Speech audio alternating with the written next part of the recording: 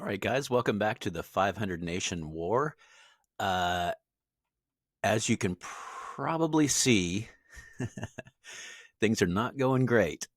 What's happened here is northern Nigeria has well and truly entered the fray. And with his troops, in addition to Romania's troops, you can see these sort of black and green circles. Those are his. And then Romania, of course, with the blue, yellow, and red. Um, Altogether, they just have a staggering number of troops. Now, for whatever reason, I'm not really clear on this. Most of our support has come to this tile down here. And I don't know why. He's streaming in. You can see there's a lot of stuff coming from over here. I mean, look at that. That's a big tank stack. So a lot of stuff coming in here from Kabdo, but not to the front, just back to here. Now, we went ahead and decided, Lorelei, Eastern Sarduria, or whatever the hell, and me, we decided to make a stand here to at least, use our cannon to knock down these stacks as much as we could while we were in a defensive posture.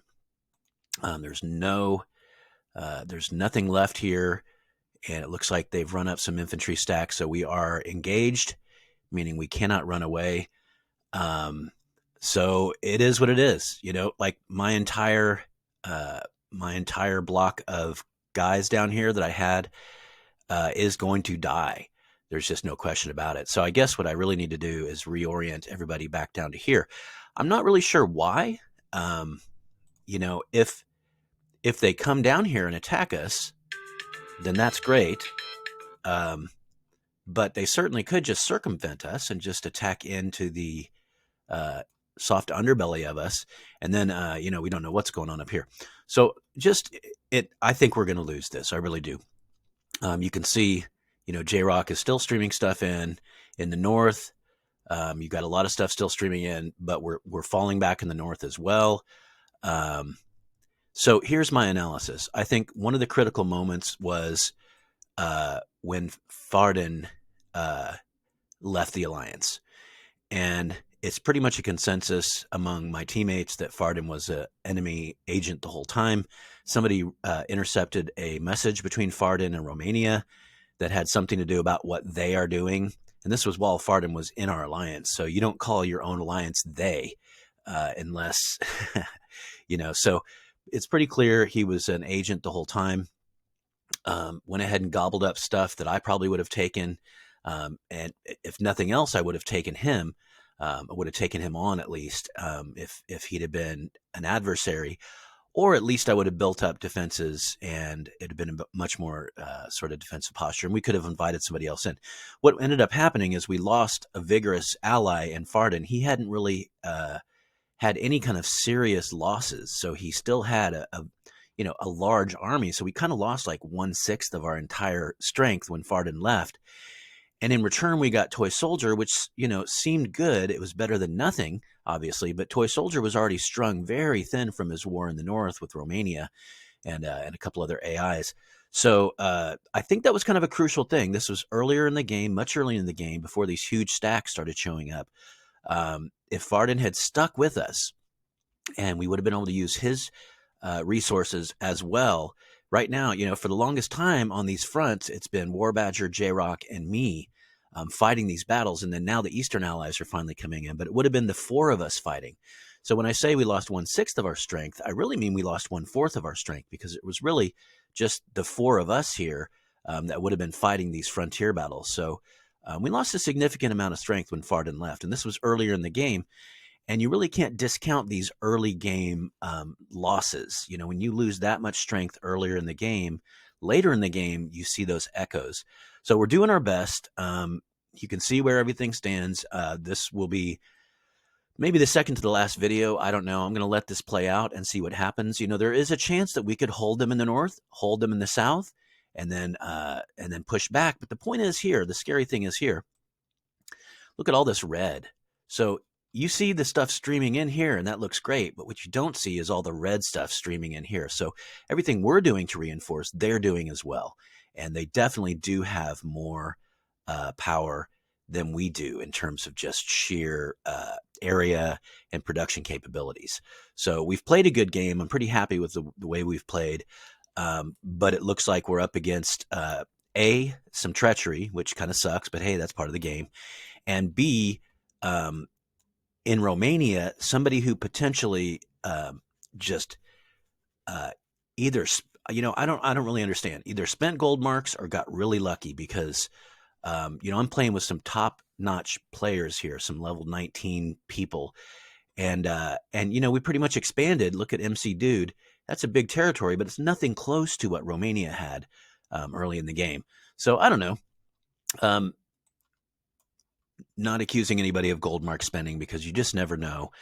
You can just get lucky, and what I mean by that is just up against some AIs who have already been attacked by some other neighbor or whatever, and just gobble up a lot of territory, and or just really play extremely well. And that you can't discount that. What I will say about Romania is he is on point. When I throw bombers at him, when I attack him with bombers, he immediately peels off the majority of his stack, leaving one behind, which is then what my bombers attack. And you have to be super alert and redirect your bombers. The problem with the modern Air Force sort of what would you call that algorithm in this game is that every time you redirect their bombers, they have to go back to the base and then attack. So it really almost makes bombers useless when somebody peels off, 999 of their 1,000 stack and sends them just right next door. Then you're attacking that one guy, and to redirect your bombers back to the main stack, you then have to send your bombers all the way back to base and then attack that 999. And then, of course, all that guy has to do is peel off 998. And then now you're attacking one guy again. I think the solution to this is very simple, is that bombers should have an area, like a splash damage effect. Obviously, they should. When you attack from bombers, and, like, for instance, one bomber in this game should be an entire, unit of bombers, right? Like 10 or 12. So when you attack with 12 bombers, you don't just hit like one specific unit.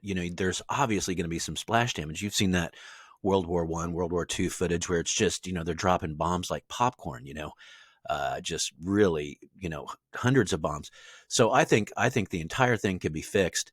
Number one, I do know on the newest beta of this game, they are making it where if you're within this cone, sort of this cone of influence, you don't have to rebase before attacking a different target.